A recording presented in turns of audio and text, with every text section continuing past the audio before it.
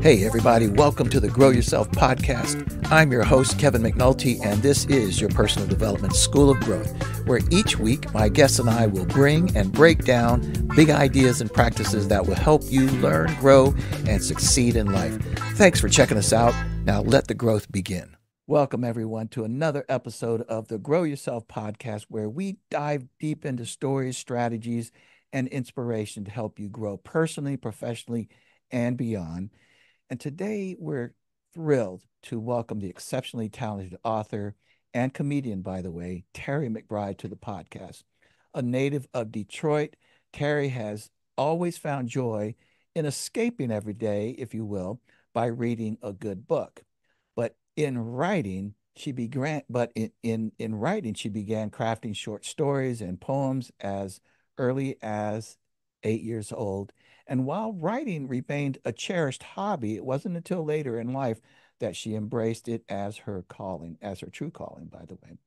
Her debut novel, The Seasons of Solomon, takes readers on a gripping journey through a 25-year-old unsolved murder case that not only reveals family secrets, but also leads Detective Solomon to uncover his own higher purpose in the pulpit.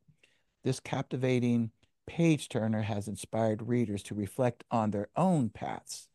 Now, with her latest book, My Brother's Keeper, Terry continues to explore themes of resilience, family, mental health, cementing her reputation as a storyteller who entertains and inspires in equal measure. By the way, did I tell you that Terry is a dear friend of mine? We served in the Air Force together, and I'm just so grateful and happy to have her here with me today. Would you please welcome Terry McBride? Terry, thank you so much for being on Grow Yourself. Well, Kevin, thank you for having me. It's so good to see you again. I'm so glad we reconnected. My brother forever, Yes, tops and indeed. blue. I'm even afraid to ask how many years it has been. Before we started recording here, I said 35, I think, and you said, no, it's 40. It's 40. Wow. Where did the time Where go? did the time go? So it's been a long time. Well, listen, what have you been up to? When did you get out of the Air Force, by the way? Well, I served a little more than 5 years because I decided to extend to try a different career field to see if that I can Okay, find my fit there. But altogether, I have about 7 years in the Air Force and the Air nice. National Guard. Separated honorably in 87. My goodness. 87 from both. No, that's fantastic. That's fantastic. And so, listen, before we get started, Terry, I would love it if you would just share with our audience a little bit about, who, who is Terry McBride? Where did you grow up? And maybe just a little bit about your upbringing and so forth. Okay, well, I'm originally from Detroit, Michigan, born and raised. Um, Come from a family of four kids. I have a brother who died as a baby, so there would have been five of us. So Hmm. Marcus is waiting to meet us, on the other side. So I'm the second oldest, and just a fun family. Kept each other laughing, kept each other entertained. But earlier years was a little bit of a struggle because I grew up in the projects from age Hmm. 3 to about 12. And then, of course, life happens. I dealt with the divorce of my parents. And so my writing really started from a love of reading. As a child, I loved to read. For Christmas, we got a lot of, remember Golden Books? Got a Mm, lot of Golden Books, had my some goodness. favorites. And I started writing my own, kept my sister entertained and some friends and sometimes my parents. As I became a teenager, and I had a lot of issues as a teenager. I was a little stressed out kid and I journaled a lot. And most of the time it was in a form of poetry. I'll be darned. Yeah, that was my outlet. I wish I'd have kept some of those, that would really be nice to reflect back on Yeah. those and revisit how I was thinking in those days. Yeah. But I've been writing forever. It's part of who I am. Yeah. I mean, that's tremendous. So let me ask, and before we kind of, launch into, some other questions that I have for you about your writing, I knew you as Tamika, and you Yes. were a comedian. And I'll tell you the thing that strikes me. First of all, I'll tell you about comedians. Is that some of them are like you. You're actually, at least I remember, quiet, sort of stoic, maybe a little bit shy and then you get on stage and you're like, Come to who's that? life. It's no, it's fascinating though. And so I just Thank want to you. ask you a little bit about that, about your life as a comedian. Are you still doing any of that at all or I think that having a great sense of humor and enjoying being able to get a laugh out of other people and yeah, taking them to that place where they forget what's going on and laugh for the yeah, moment, that's always going to be a part of me. I'm no longer performing as a comedian. But yeah. when I found out that I was funny, and I found that out probably, well, my yearbook, I was scared to read what they might have written. I let people sign it, I'll read it later. And most of them were saying, you were really fun. You kept us laughing in English class or whatever the case may Is be. that And so, right? yeah, I was inspired by that. And I'd done a talent show in high school where I presented Tamika for the first time. So my high school classmates were the first to see Tamika. And so when I got to basic training, I entertained, we were always confined to quarters for getting demerits. And so I kept them entertained there. And then I got a chance to compete with the Air Force. And I was thinking, ooh, some time in Italy would be fun. I had no idea where that would lead me. And of course our viewers, most of them do not know what Tops and Blue is. Can you just explain it briefly? I'm not going to do it because it takes me too long. It's not Okay, I'll easy try to to keep it in a explain. It's nutshell. hard to explain. It Yeah. is, but it's the one place in life where I can say I'm a part of something that's bigger than myself. Yes, you got it. Yeah, I was 19 when I met you. I think Yes. I was about 19 and was competing in talent competitions representing my base. I was stationed in Greece and I went to Italy for the next level of competition because I Mhm. wanted to see Italy. And I was learning more and more about this Mhm. traveling entertainment showcase. And so I was selected along with you and several others to be representative of United States Air Forces in Europe to entertain Mhm. military families throughout Yes, Europe. What an opportunity to see the world and to make friends. It's camaraderie that lasts forever. No matter if there's that's 40 right. years that pass between us, you are still my brother. That's It's exactly like right. the time And like hasn't passed. that's exactly right. That's exactly right. Well, the top off of that was to take it, the European team to worldwide. I had no idea there was so many levels. What an experience. And then Yes. at worldwide, they select the top talent Air Force wide. And it was an honor for me. I do believe I was the first woman to take a Roger for comedy. No kidding. No I think kidding. I was the first, if I'm not Oh, mistaken. that's And fantastic. Florence and I were the first two to tour. We both toured on different one. She went Right. She was on my stateside, I tour. went Yeah, overseas. that's Yeah. right. So, and just to clarify a little bit more, so uh, what you're talking about, Tops and Blues. So the European showcase, as you said, there's this whole Air Force entertainment thing inside of the Air Force where people can get selected. So you were active duty. What did you do in your regular job in the Air Force?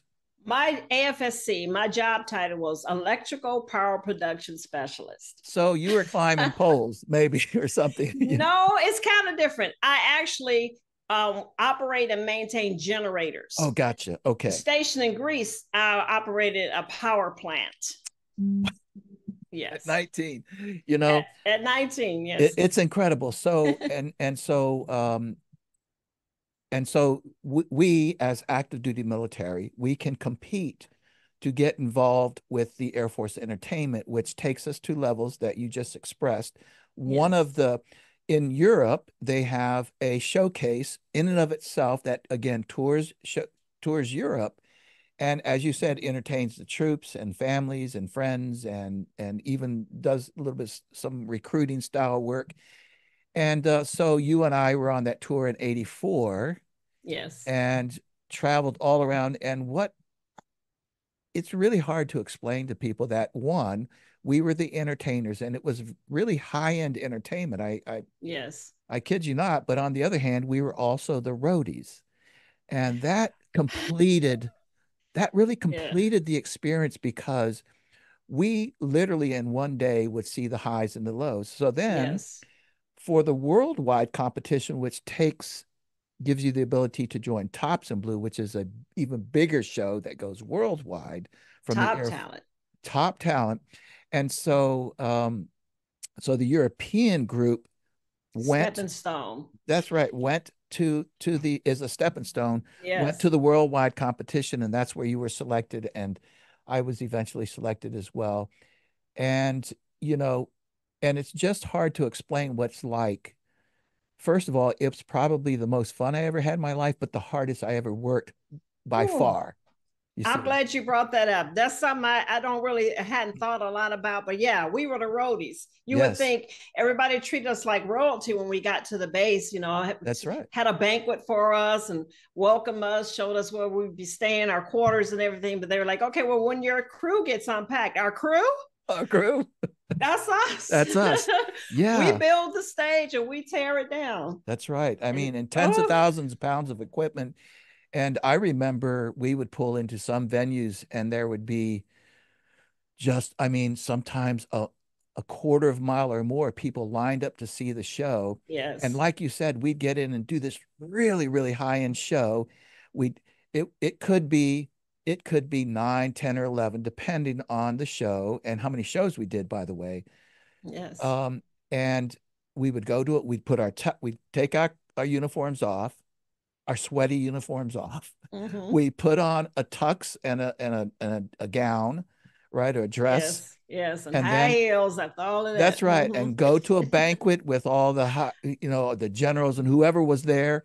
Then what they didn't know, many of them, is we would go back to the theater, take off our tux and dress, and put on our steel toe shoe, boots, and work clothes and tear this Tear it thing all down. down, and Maybe and hopefully get a few hours of sleep. hopefully get a few hours of sleep. You're exactly right. So it's Wow. just, and I share that because I talk to people, Terry, about creating bonds with people, that there are a lot of different ways that you can create bonds with people, with your kids. And one of the ways is through, I want to say hard times, but I'm not talking about just like treacherous times. I'm talking about like tough times where you have to support each other, where you're working Yes. together, and all these sorts of things. And you're exactly right. From the moment that we came on Zoom together, it was just instant because we have become brothers and sisters, but the tightness is even beyond what an average veteran would feel because we just spent Yes. so much time together, They in have heart. no idea. Yeah, Living on a no, bus, sometimes living on a bus. That's right. from one spot to That's the right. next was a long That's right. ride. I And we got used to what do we do? Everybody has pictures with your socks on, leaning on a chair that's in front of you, and it reclined with a yeah, Walkman. yeah, that's That right. was the only That's space. exactly that was the 100%. I'll tell you, I've never seen if your seat was in the back of the bus, trying to get to the back after a break or something, at least stop somewhere, you'd climb over people. Sometimes you'd have to climb on Yes. chairs to get back because people Yes. sprawled out anywhere. Anyways, oh, that was fun to just kind of revisit that. So, Yeah, it well, was. let me ask you, Hadn't thought Terry, about that in a while. it's a beautiful thing. So, in terms of your writing, how did you discover that, writing was your calling? How did you, I mean, was there a moment in time that you went, wow, or did you just evolve into it, or a little both? A little bit of both, because, like I said, I've always been writing. It was just Hmm. fun for me. It's a way to Hmm. put my thoughts down on Hmm. paper. Hmm. And then somehow the comedy and the writing meshed, because I had to write first what Tamika was going to say. And then, as you remember, on the USAF Showcase, I had a couple other characters, an old woman and a witch, Hmm. and I had to write what they had to say. Writing on a page for someone else to read, you're still creating a character, but they get to see that character in their head, you know. Got So it. I still have to tell the Oh, story. interesting. I'm Yeah. just not bringing the character forward physically, like physical comedy. And so what do you do then to try to, you know, help them get a vision of the characters. I've never thought about that. You know, I mean, I've written a book, but it was not a novel like yours, which I think is harder because you're literally making it up. Maybe to some degree, I don't know, but in any event, how do you develop the character so that people can start to really get a good feel for them, right? I am discovering my own writing style. Beautiful. And I have noticed, just going back and looking at it myself, I don't really haven't given a lot of description as to what the characters look like I see as much as to who they are. who they are. And so, not getting off of the track, I think I lost track of what the initial question was, if you don't Well, mind. no, not at all. I was just curious about how you develop the character so that Okay. people can eventually connect Okay. with them. So you said that you don't necessarily create what they look like, but I would Who they imagine are. who they are. And once you start that character, right, you have to maintain that throughout the Yes, you story, right? have to keep the integrity of what you set forth, because I Yes. have created characters, and then even when I'm writing it and I read it again, it's like the characters yelling out, "Oh, you know I wouldn't say that. You built me tough, and that is very cheesy. I would Yeah. not say that." That's funny. So yeah, so I might think something is funny and needs to be said somewhere, but I'll decide that that character is not the one that needs to say that. I'll save that for later. But in answering more directly that question, I have noticed I also give a little bit of their childhood experience and their development. I see. In both books, I did that. And you kind of grow with the character. So you have an expectation of who they become because you've seen how they started. That's brilliant. I would have never thought about that, that you kind of grow with the character and then so it becomes intrinsic to you. It's not like you have to think necessarily what would they say, but it has evolved. Does, you know, so your upbringing, Terry, in the projects in Detroit and whatever, you know, with your parents divorcing, did that inform you about writing? Is this, I mean, do you make that connection between, say, living in the projects and what you end up writing? Absolutely. I think your environment, my environment, and that the environment of the people around me, you can learn something from everybody. You can learn something from your experience. You can learn something from the experience you've seen or you've heard about or you've seen on the news that you're inspired. Wow, people have some deep stories. I will share something I hadn't intended to share, but this is relevant. I sold a line of cosmetics. I don't know if I can say the cosmetic line, but I was pretty Doesn't good matter. at it Yeah. in Detroit. And one of my best clients worked the streets.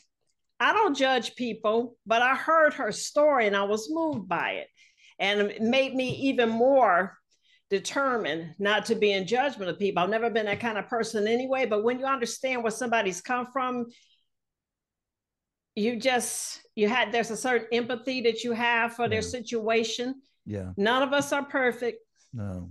None of us have walked a fine line all our lives, but I could certainly draw from somebody else's experience because I've had just a taste of Yeah. what that's like from what Yeah. they share.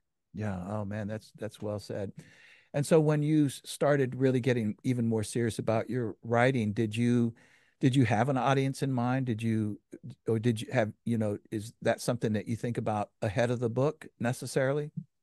Um, to some degree, I think the first objective I had was let me get a really interesting story. And then later you're asking yourself, well, who's going to read this and who do I Mm. want to have read it? And having given thought to that over the years and having written two books, I think it's for people who like to read what I like to write and read myself. Oh, I very am nice. such a fan of mystery and to some degree crime, but with a resolution. Got it. So I've been a fan of started probably with Law and Order and then CSI, Forensic Very Files. I interesting. try to figure it out before, I'm trying to see how good I am. I know who done it before we get to the end. And I'm inspired by that type of thing because it's real. I'm trying to keep the stories real. I'm trying to keep the characters real and relevant because of you don't draw them in with this storyline, you're not going to keep them. So I have to Yeah. ask myself, would I read this book? You know, Very interesting. Very, very interesting, And so where did you get your story ideas from? I'm going to start out by saying it's a gift. And I Fair don't enough. say that to boast, No, but no. when I'm writing, I am amazed at what I have come up with by the time I finish that paragraph or that chapter. And I'm very careful to say, Lord, thank you. Yeah. Because I know where I want to get. I know how I usually have the beginning and the end before I had a middle. Yeah. Yeah. You know, I Interesting. wanted to end like this, but for that to make sense, I have to do something here, Yeah. you Very, know. yeah, very, very, very interesting. I get that. And that again, I don't write novels, but it's very interesting that when you get in this certain mindset while writing, it's it's hard to explain that it just things come out, you know, those creative juices start moving Yes. and you kind of get excited inside and yeah, it's really magical, and maybe more people have this ability than they realize, but I hear what you're saying. So let me ask before I'm obviously going to ask you about your books, but I also know that you have sort of a general vision for your writing, if you will. Would you share that, Terry? Well, I have a twofold purpose for what I'm writing. And I've come to that point. I don't know that I necessarily started out there, but Fair in enough. the end, I want to entertain, keep the interest of the reader, and I want to inspire. I don't want anybody to have had my book in their hand and not have at least thought about when's the last time I had a talk with my Heavenly Father. Yeah. You know, I Yeah. want people to reconnect. It's for the Christian who needs to be nudged a little bit to get back in line like myself. You know, I'm no goody Don't two make don't shoes. make don't make me confess. I'm trying. We are work in progress, and Yeah. you got to be honest with yourself. I wake up every day and I say, Lord, I repent for whatever it is I think I could have done Yeah. better. You Yeah. know, Yeah. Yeah. Yeah. and if you keep doing that, you know that you still have a good relationship with God where you're talking to Him. I think if we talk to God more often now, we won't have as much explaining to do when we get there. I'm here to tell you. Hold on just a quick second, Terry. Okay, So you're tapping your desk and you can hear it. Just my wanted to let bad. you. I No, think no, that's it's nerves. no. It's all good. I just want to let you know. But I needed to find a little spot here to break, but it's all good. So don't let it throw you off. I just Shall we wanted do to that say part again? no. Well, you could Okay. if you wanted to. Is You can. it you know how to you how to take the tapping out? Yeah, it's I hard. know that I'm not supposed to do that, but I It's all just good. It's all good. Well, the other thing is you can like put a towel up there if you need to tap. It's I'm not gonna tap. I'm just keep my okay. hands in my No, let's lap. let's just well, um, now let's just keep going. It wasn't that bad, I don't think. So, Okay. anyways, okay. So okay, so tell us, Terry, a little bit about your books. First, start with the first book and then we'll get to your latest book. Tell the readers Okay. just a little bit about that book. Okay. I will tell you the book, The Seasons of Solomon, Solomon. Yeah. actually started as a script because when I sat down to write, I had every intention of writing a book and it wasn't flowing like I needed it to flow. And I went to a bookstore looking for some type of self help on how to get past writer's block. And I kept coming across these screenwriting manuals and I took a bunch of them home. So I finished my Interesting. very first manuscript as a script. And then after doing some competition and writing for screenwriting competitions and getting feedback, I knew it was a good story, but I didn't want it to sit on the shelf just because it was not yet a movie. I took that same storyline, reformatted, and I wrote this book. The Seasons of Wow. Solomon is a story of a missing girl and the journey of the detective whose job it is to discover what happened to her and the twists and turns of the story, how he learned so much about himself along the way Wow. and finally solves the mystery. That's incredible. What I love about it is that, at first glance, when you see it's about a detective, and kind of a whodunit, I guess you could say, Yes. as he's investigating. But then to come to this place where he really, learned about himself. That's a pretty amazing thought. I mean, how did you how did you how did you come to that idea that this is really not about the investigation of the murder, if you will? Okay. In writing the book, you remember a little while ago, I said I didn't think that way initially, but little by little, I came to this realization because I was so excited about writing this story. And I just feel like there was a nudging in my heart. If I give you a gift, you use it to glorify me, Mhm. and I knew that. I've always known that, but it just was really at the forefront of my thoughts. And I knew that I had to show his purpose and calling in the midst of his work.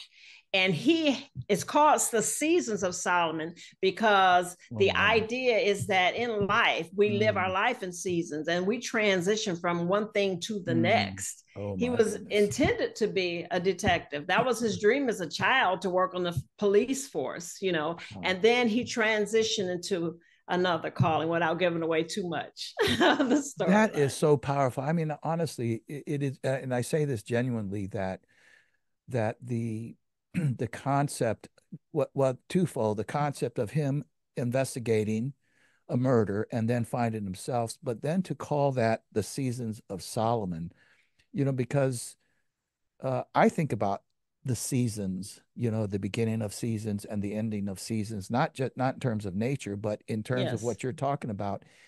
And sometimes, uh, I wish people thought about, you know, their life in seasons sometimes, that there's a season for Yes. everything, right? Yes, even the hard times, because if you Yeah, if you have faith, if you trust God, then you know that that season not going to last forever, right, and you can get through it. Because even a hard season, there's a lesson learned in there right. somewhere. Exactly right. And maybe that's a beautiful overall message. So then you have your latest book, which is absolutely fascinating. Tell our Thank you. audience about it. My brother's keeper. My brother's keeper is the story of a loving family that were well established. Also in the city of Detroit, I write from where I'm from, and relevant though, I get relevant it though. I across the get it. globe. Yeah.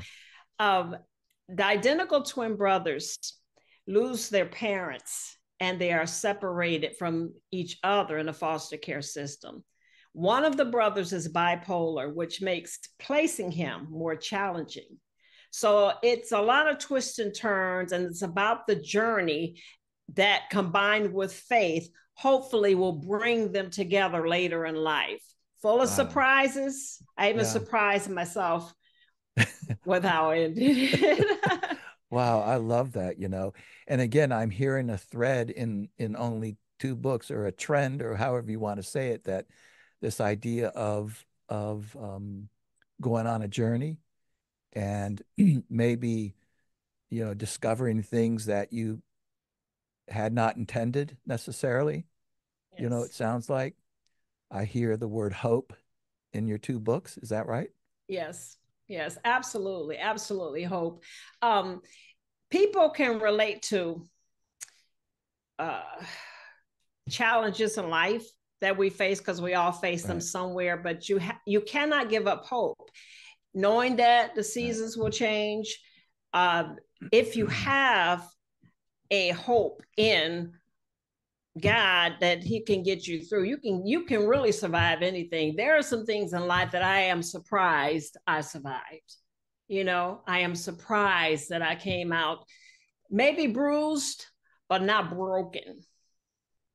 I'm thinking about what you're saying there about hope in God, and that's that's different than, let's just say, hope in humanity, or hope in myself, or hope in a situation. I mean, whether you're a person of God or not, hope is an important and inspiring word that we should hang on to Yes. no matter what. You see, I mean, I know I talked to you know, different people about this concept of hope, and even a gentleman named Lee Ellis. He's a retired Air Force colonel, and he was in the Hanoi Hilton with McCain and Stockdale, and over in Vietnam. He was a prisoner of war, and he talked a lot about hope. Now he talked about hope in God. Hope.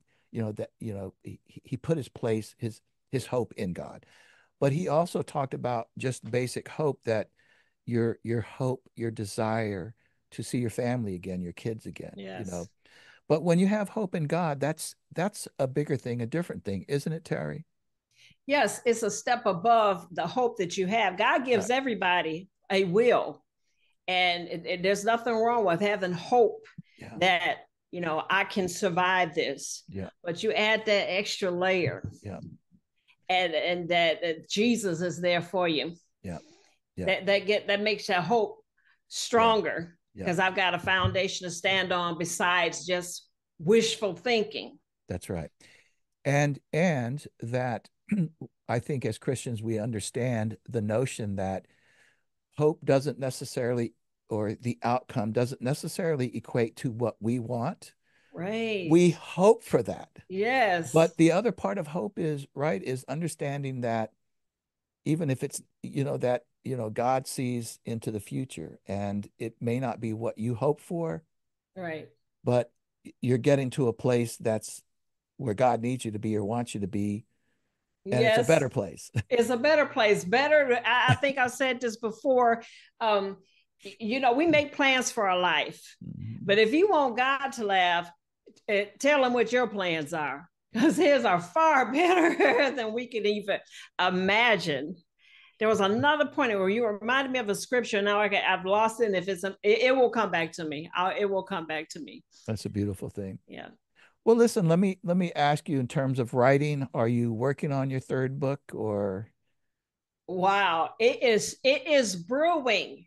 it's The brewing? third book is brewing. So I might jot down an idea, but it's brewing. And I'm not sure which idea I'm going to start with, but I have a couple of ideas for Right. books. And it's sort of just hits you, doesn't it? At some point you let it brew, and somehow it just pops out and goes, this is it, right? This is it. This is it. And you know what? Some people have titled their book after they're done. I've been in a habit so far of giving it a title before it's I done. get that. Yeah, it kind of gives you the vision, right, of Yeah. what you're working towards, and that you want to, and both the titles are fabulous, really, Thank seriously. you. The Thank Season you. of Solomon, yeah. So anyways, well, listen, Terry, can you just tell the folks where they can find you, where they can find your book? Do you have a website, or just social media? Certainly they're on Amazon, right? Yes, they are on Amazon. I just established an Amazon page, Nice. and I think I sent you the link where you Yes, can go. Okay, if you could post that for me there you on got it. on this podcast, you can find both my books there, which makes it easier than having a separate link for each book. Not only that, I'm still working on building that presence, and there is going to be a link, if I haven't already put that in there, where they can actually sign up so they'll be notified when my next book comes out. Oh my, that's wonderful. Yes, we will have all of those links in our show notes. And so, what is there a place that they can connect with you, though? Like, are you on Facebook or I am on other? Facebook. Yes, you Okay, can find me on Facebook. just Terry McBride, and Yes. Terry McBride. I'm using Lynn in my okay, second book because since my first book was released, I found out there is an author by the same name, same spelling. So I thought, to distinguish, that I should add my middle name and use that. So I'm Terry Lynn McBride. And okay, when you look for me on my that's author's perfect. page. That's perfect. Well, listen, Terry, I got to tell you, you're an inspiration to me, and you're an inspiration to a lot of people out there. I would love for you to just say a word or two about maybe to an aspiring writer. Okay. What would you say to them?